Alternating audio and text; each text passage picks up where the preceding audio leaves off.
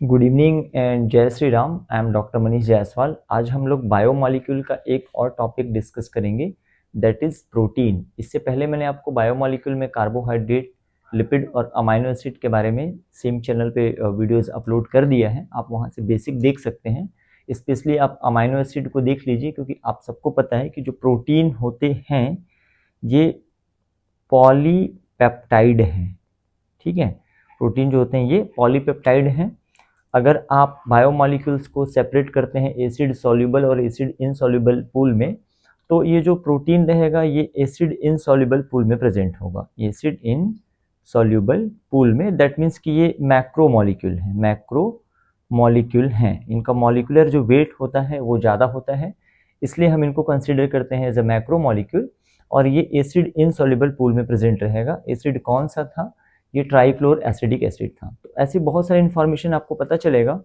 तो पॉलीपेप्टाइड हैं, पॉलीमर हैं, ये अमाइनो एसिड के लीनियर चैन होते हैं। ठीक है, आप इसको बोल सकते हैं कि linear chain of amino acid linked by which bond? तो आपको आंसर करना है पेप्टाइड बॉन्ड। तो प्रोटीन में जो बॉन्ड मेन या अभी फिलहाल प्रेजेंट है ना, ये पेप्टाइड बॉन्ड होता है। और पेप्टाइड बॉन्ड का जो फॉर्मेशन है एक स्पेशल एंजाइम से होता है, that is called peptidyl transferase है ना। इस एंजाइम से पेप्टाइड बॉन्ड का फॉर्मेशन होता है ड्यूरिंग प्रोटीन सिंथेसिस या ट्रांसलेशन प्रोसेस। ठीक है, तो अब हम लोग, जैसे आपको पता है कि जो अमाइनो एसिड होता है, लाइक फॉर एग्जांपल यहाँ पे मैं कोई अमाइनो एसिड ले रहा हूँ, हाइड्रोजन यहाँ पे होगा, यहाँ NH2 ग्रुप होगा, यहाँ कार्बोक्सिलिक ग्रुप होगा, जिसको मैं कुछ इस तरीके से लिख रहा हूँ COOH, और यहाँ पे R1 ले लिया। एक अमाइनो एसिड ये हो गया। एक दूसरा अमाइनो एसिड हम लोग ले रहे हैं, उसका कार्बन हो गया। ठीक है, यहाँ पे NH2 ग्रुप को मैं कुछ इस तरीके से लिख रहा हूँ, अमीनो ग्रुप ही है, NH2 है। यहाँ हाइड्रोजन हो गया हमारा, यहाँ कार्बोक्सिलिक ग्रुप हो गया, एंड यहाँ पे R2 हो गया, एंड सो ऑन कर सकते हैं। आप पॉलीमराइजेशन कर रहे हैं तो और भी बहुत सारे अमाइनो एसिड ले सकते हैं।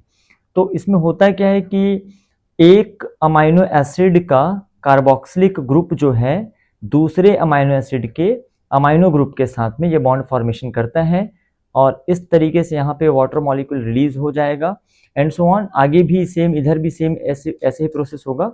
वाटर मॉलिक्यूल रिलीज हो जाएगा और यहाँ पे एक बॉन्ड बनेगा, दैट इज कॉल्ड व्हाट?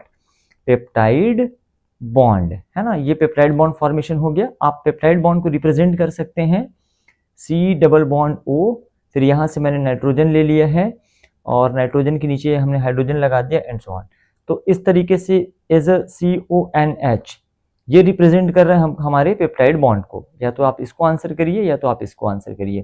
तो इस तरीके का पेप्टाइड बॉन्ड कंटिन्यूएशन में बनता जाएगा और अमाइनो एसिड का ना एक ऐसा लीनियर चैन बनेगा। आप इस चीज पे ध्यान दीजिएगा कि इस तरफ जो है एक एंड जो रहेगा, बट ऑब्वियस है कि यहाँ पे NH2 ग्रुप होगा, और ये आखिरी जो एंड इधर होगा यहाँ पे कोई ना कोई कार्बोक्सिलिक ग्रुप होगा, है ना। तो हम लोग इसको एन टर्मिनल बोलेंगे, एन टर्मिनल, और इसको बोला जाएगा C टर्मिनल, है ना। C टर्मिनल अमाइनो एसिड बोल सकते हैं आप इसको, और ये क्या हो गया हमारा? N terminal amino acid. तो इस तरीके से प्रोटीन जो है linear chain of amino acid है। यहाँ पर अमाइनो एसिड पेप्टाइड बॉन्ड के थ्रू अटैच होते हैं। ठीक है, अब प्रोटीन के फॉर्मेशन के समय, है ना, आप देखेंगे कि 20 different types amino acid participate करते हैं, 20 different types of amino acid. मतलब आप बोल सकते हो कि जो प्रोटीन है हमारा हेटेरोपॉलीमर है, heteropolymer of 20 different types of amino acid. अगर एक ही टाइप का यूनिट होता, सिंगल टाइप का मोनोमर होता, तो आप उसको होमोपॉलीमर बोलते। जैसे पॉलीसेकेराइड में कई बार होता है स्टार्च है, ग्लाइकोजन है, सेल्यूलोज है, this all are polymer of glucose, तो वो होमोपॉलीमर का केस है। बट यहाँ पे प्रोटीन में क्या हो रहा है हमारे पास, है ना, 20 different types of amino acid है जो प्रोटीन फॉर्मेशन में पार्टिसिपेट करते हैं। आप इनको ना प्रोटीन फॉर्मिंग अमाइनो एसिड भी कह सकते हैं। इसके अलावा भी अमाइनो एसिड्स होते हैं जो इंपॉर्टेंट है मेटाबॉलिज्म में। उनके बहुत सारे अलग अलग फंक्शंस होते हैं सेल के अंदर में, जिनको हम non protein forming amino acid कहते हैं। फिलहाल ये जो 20 different types of amino acid है ना, इसको भी आप कैटेगराइज कर सकते हैं, है ना, एटलीस्ट 3 कैटेगरी में। एक मैं लिख रहा हूं इसेंशियल अमाइनो एसिड, और दूसरे होते हैं सेमी इसेंशियल, ठीक है, अमाइनो एसिड, और तीसरे होते हैं नॉन इसेंशियल। अब नॉन इसेंशियल का मतलब ये नहीं कि इनकी रिक्वायरमेंट नहीं है, इसेंशियल है ना। आप ये देखो नॉन इसेंशियल अमाइनो एसिड, ठीक बात। तो इसेंशियल अमाइनो एसिड उनको बोला जाता है जिनकी सिंथेसिस हमारे बॉडी में नहीं होती है और वो प्रोटीन फॉर्मेशन के लिए इंपॉर्टेंट है। इसका मतलब इसेंशियल अमाइनो एसिड का जो सोर्स होने वाला है हमारा डाइट या जो हमारा फूड है उसमें मस्ट प्रेजेंट होना चाहिए इसेंशियल अमाइनो एसिड, ठीक है। और जो सेमी एसेंशियल अमाइनो एसिड है इनकी सिंथेसिस तो होती है बट वो स्लो होती है। तो स्लो सिंथेसिस होने के कारण कुछ हमारे बॉडी में भी सिंथेसाइज हो जाता है और कुछ हम अपने डाइट से भी ऑप्ट इन कर लेते हैं, हमको वहां से मिल जाता है। और तीसरे कैटेगरी में ये हैं, नंबर अगर देखोगे तो इसेंशियल अमाइनो एसिड टोटल 8 होते हैं। सेमी इसेंशियल के 2 एग्जांपल हैं, आर्जिनिन एंड हिस्टिडीन। और नॉन इसेंशियल जो अमाइनो एसिड है तो बच गए कितने, 10।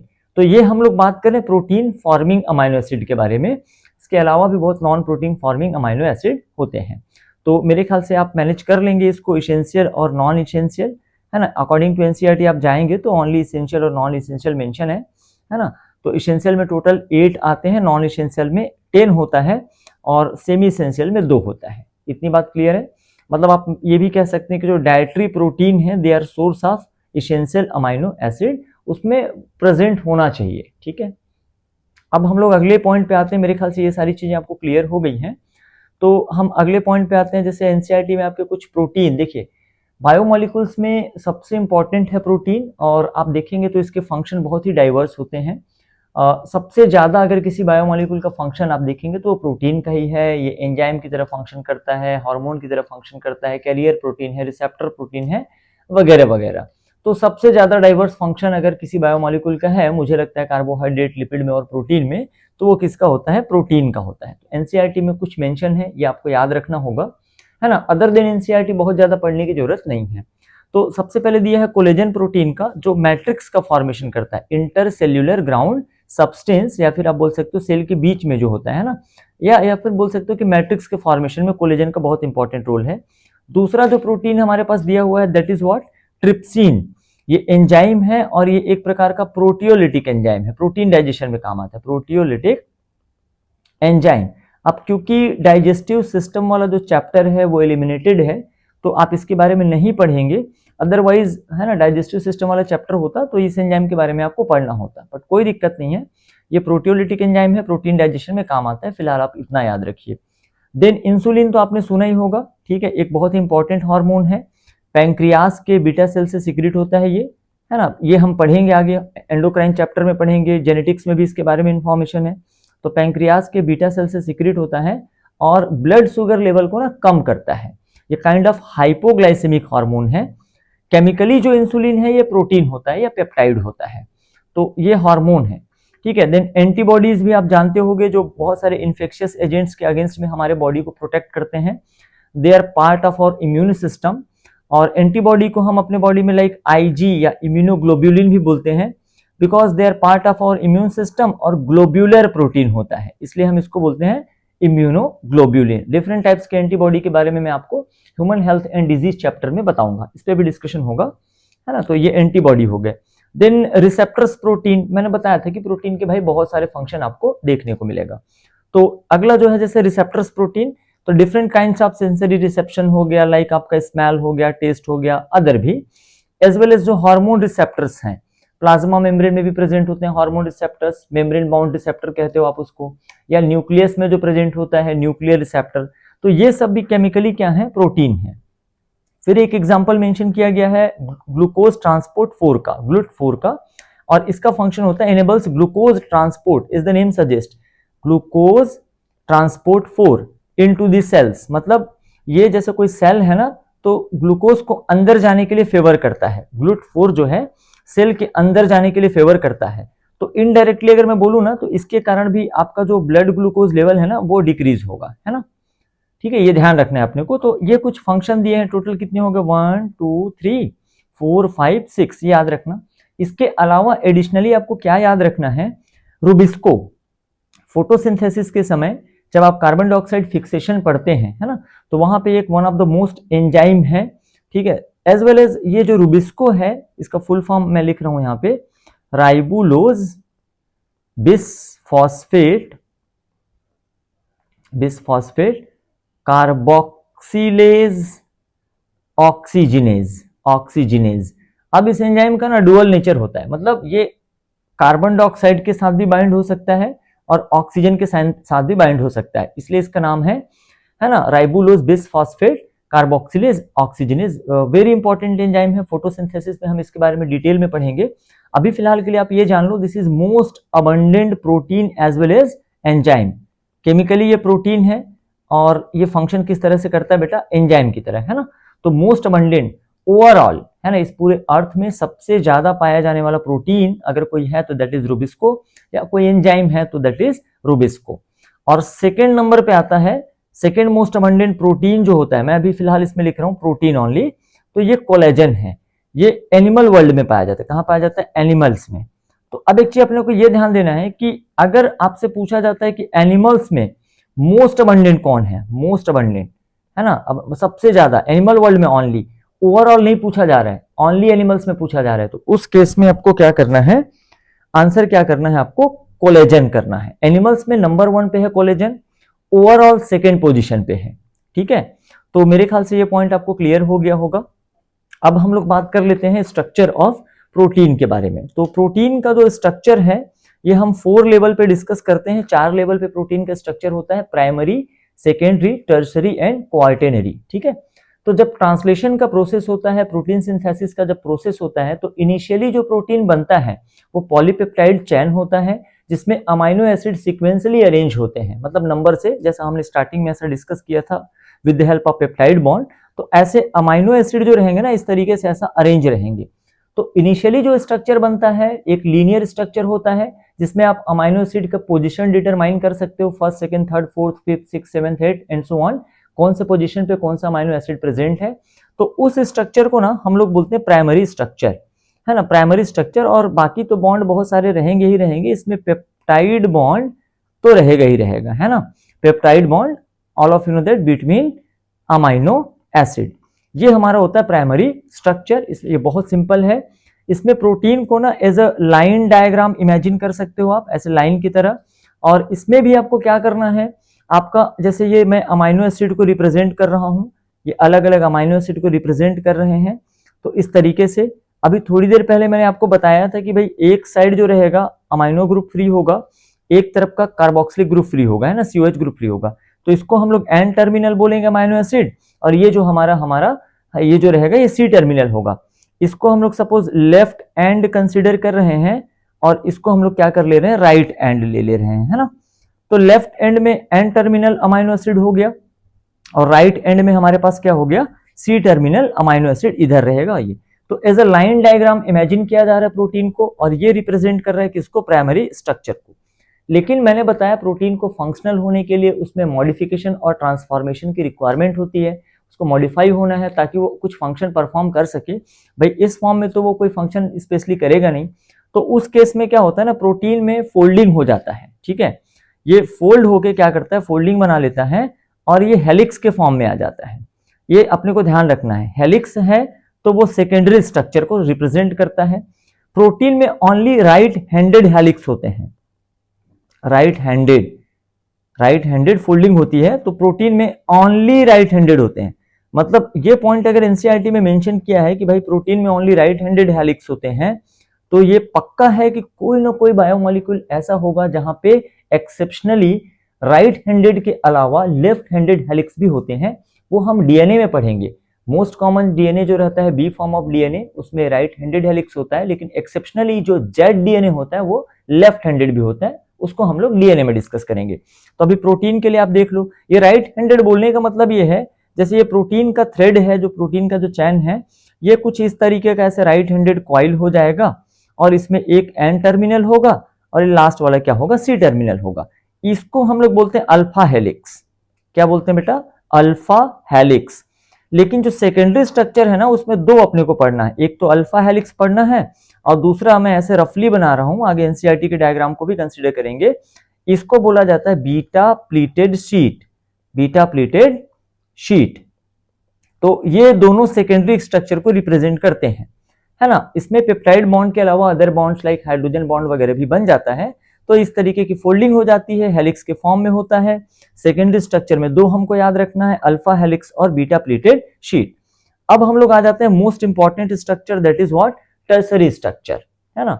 अब इसमें क्या हो रहा है कि ये जो प्रोटीन अभी जो सेकेंडरी स्ट्रक्चर में है, अब एक टर्सरी या इसको हम लोग 3 डायमेंशनल स्ट्रक्चर भी बोलते हैं, इसमें प्रोटीन क्या करता है, इसमें फर्दर और ज्यादा फोल्डिंग हो जाती है, मतलब जो हेलिक्स बना हुआ है ना वो और ज्यादा फोल्डिंग हो जाता है और एक हॉलो वुलेन बॉल की तरह दिखता है, हॉलो वुलेन बॉल, है ना। ये वर्ड आपको याद रखना है, थोड़ा सा लिखने विखने में गड़बड़ है, एनीवे हॉलो वुलेन बॉल की तरह दिखता है।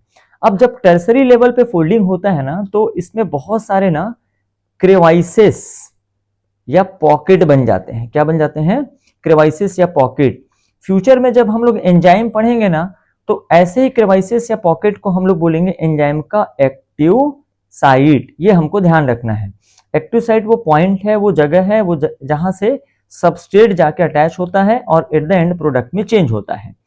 तो मैंने बताया टर्सरी स्ट्रक्चर बहुत ज्यादा इंपॉर्टेंट है, इससे प्रोटीन का 3 डायमेंशनल व्यू बन जाता है, ठीक है। और ये एक एब्सोल्युटली नेसेसरी फॉर्म है फॉर मेनी बायोलॉजिकल फंक्शन। अब ये पॉइंट एनसीईआरटी में दिया है कि यार tertiary structure absolutely necessary form for many biological function, तो ये इस प्रोस्पेक्टिव में यूज किया गया है कि जो एंजाइम्स होते हैं ना, जो एंजाइम्स होते हैं ये मोस्टली जो होते हैं टर्सरी या 3 डायमेंशनल स्ट्रक्चर में होते हैं। और आपको भी पता है कि बायोलॉजी में, है ना, आप कोई भी रिएक्शन पढ़ो, ए से बी बन रहा है, कुछ भी बन रहा है, तो विद द हेल्प ऑफ क्या बन रहा है, ये एंजाइम बन रहा है। इसलिए ये कंसीडर किया गया है कि जो टर्सरी स्ट्रक्चर होता है दैट इज वेरी इंपॉर्टेंट, ठीक है। अब ये टर्सरी जो स्ट्रक्चर है इसमें बहुत पेप्टाइड बॉन्ड तो हर जगह रहेगा, लेकिन इसमें जैसे आपको याद रखना है हाइड्रोजन बॉन्ड होगा या डाइसल्फाइड बॉन्ड होगा, ये अपने को ध्यान रखना है। ये सब अदर बॉन्ड भी प्रेजेंट रहते हैं। कभी भी प्रोटीन का डीनेचुरेशन होगा या उसका स्ट्रक्चर लॉस होगा तो सारे बॉन्ड टूट जाएंगे, हाइड्रोजन बॉन्ड टूट जाएगा, डाइसल्फाइड टूट जाएगा, बट पेप्टाइड बॉन्ड डीनेचुरेशन से ब्रेक नहीं होता, ये हमको ध्यान रखना है। अब क्वार्टेनरी स्ट्रक्चर क्या है भाई, तो हो क्या रहा है, जैसे कई सारे ऐसे प्रोटीन है बेटा, है ना, आप इसको समझिएगा। क्वार्टेनरी स्ट्रक्चर, कई ऐसे प्रोटीन होते हैं जिसमें मोर देन 1 पॉलीपेप्टाइड होता है, एक से ज्यादा पॉलीपेप्टाइड प्रेजेंट होते हैं, एक से ज्यादा पॉलीपेप्टाइड वाले प्रोटीन होते हैं, ठीक है, राइट। इंडिविजुअल पॉलीपेप्टाइड को हम लोग ना इसमें सब यूनिट बोलते हैं। क्या बोलते हैं बेटा, सब यूनिट। इंडिविजुअल पॉलीपेप्टाइड के लिए टर्म क्या यूज किया जाता है, सब यूनिट। इसमें एक से ज्यादा पॉलीपेप्टाइड है। अब हो क्या रहा है कि जैसे मान लो फॉर एग्जांपल हम लोग ह्यूमन का ना हीमोग्लोबिन ले लेते हैं। हीमोग्लोबिन आपको इसमें पता है टोटल 4 पॉलीपेप्टाइड है, जिसको हम लोग रिप्रेजेंट करते हैं 2 अल्फा एंड 2 बीटा से। 2 अल्फा पॉलीपेप्टाइड है और 2 बीटा पॉलीपेप्टाइड है। अब मैं ये मान लेता हूं कि जो इंडिविजुअल पॉलीपेप्टाइड है इसमें इसका जो स्ट्रक्चर है, जैसे अल्फा के लिए हम लोग ले रहे हैं, है ना, तो ये अल्फा का जो स्ट्रक्चर है अल्फा पॉलीपेप्टाइड हो गया, ये दूसरा अल्फा पॉलीपेप्टाइड हो गया, ठीक है, राइट। ये दोनों रिप्रेजेंट करें अल्फा और अल्फा को, इसका इंडिविजुअल स्ट्रक्चर टर्सरी है, ठीक है। अब मैं क्या बना ले रहा हूं, बीटा पॉलीपेप्टाइड ले रहा हूं, ये मैं बना रहा हूं बीटा पॉलीपेप्टाइड, और ये भी हमने क्या बना लिया, बीटा पॉलीपेप्टाइड सपोज, है ना। ये बीटा पॉलीपेप्टाइड है, ये भी क्या है, बीटा पॉलीपेप्टाइड। इंडिविजुअली इसका स्ट्रक्चर क्या है, टर्सरी 3 डायमेंशनल है, लेकिन ओवरऑल जो इसका स्ट्रक्चर हम लोग लेंगे दैट इज व्हाट, क्वार्टेनरी स्ट्रक्चर। तो इस तरीके से ये जनरली किस में रहेगा, क्वार्टेनरी स्ट्रक्चर, ऐसे प्रोटीन में जिसमें मोर देन 1 पॉलीपेप्टाइड हो, एटलीस्ट 2 तो होने चाहिए कम से कम, है ना। तो इसका बेस्ट एग्जांपल है ह्यूमन हीमोग्लोबिन, जिसमें 4 पॉलीपेप्टाइड होते हैं, 2 अल्फा एंड 2 बीटा। इंडिविजुअली जो पॉलीपेप्टाइड है वो टर्सरी स्ट्रक्चर शो करता है 3 डायमेंशनल, और इस पूरे स्ट्रक्चर को हम लोग एक साथ अगर कंसिडर करेंगे तो इस स्ट्रक्चर को बोला जाता है क्वार्टेनरी स्ट्रक्चर। तो इतने सारे टॉपिक्स जो हैं एनसीईआरटी में दिए हुए हैं रिगार्डिंग प्रोटीन, है ना, प्रोटीन या पॉलीपेप्टाइड, आप इसको अच्छे से समझ लो, पढ़ लो। ये डायग्राम भी दिया हुआ है स्ट्रक्चर से रिलेटेड, है ना। तो इसमें आप देखोगे जैसे प्राइमरी स्ट्रक्चर, तो ये अमाइनो एसिड को रिप्रेजेंट कर रहे हैं इंडिविजुअली। पॉलीपेप्टाइड का एक लीनियर चेन, एक एन टर्मिनल होगा, दूसरा क्या होगा, सी टर्मिनल। फिर आप सेकेंडरी स्ट्रक्चर में देखेंगे तो अल्फा हेलिक्स, है ना, जो मैंने ऐसे बनाया था, तो ये कुछ इस तरीके का ऐसे बनते जा रहा है। और बीटा प्लेटेड शीट है, यहाँ पे प्लेटेड वर्ड है, इसको करेक्शन कर दिया गया है न्यू एनसीईआरटी में, that is beta pleated sheet. और टर्सरी स्ट्रक्चर आप देखेंगे तो ये पूरा वुलन बॉल की तरह हो जाता है, इसमें यहाँ पे हाइड्रोजन बॉन्ड है ना, आप थोड़ा सा देख लीजिएगा, नए एनसीईआरटी में ये करेक्शन है। इसके अलावा डाइसल्फाइड, है ना, डाइसल्फाइड बॉन्ड है, इसमें डाइसल्टाइड लिखा हुआ है, that is actually disulphide bond, and then quaternary structure है ना, इंडिविजुअल पॉलीपेप्टाइड का टर्सरी होगा और ओवरऑल जो स्ट्रक्चर होगा ये क्वार्टनरी होगा। तो that's all for this video. मिलते हैं नेक्स्ट वीडियो में किसी ऐसे ही अच्छे टॉपिक के साथ, कंप्लीट डिस्कशन करेंगे। अगर कोई भी डाउट है, कंफ्यूजन है, या कुछ आप स्पेशल पढ़ना चाहते हैं, है ना, कोई भी टॉपिक अगर आप पढ़ना चाहते हैं तो आप कमेंट बॉक्स में लिखिए, मैं कोशिश करूंगा कि इस टॉपिक को ईजी बनाया जाए आपके लिए। ठीक है, थैंक यू वेरी मच, जय श्री राम।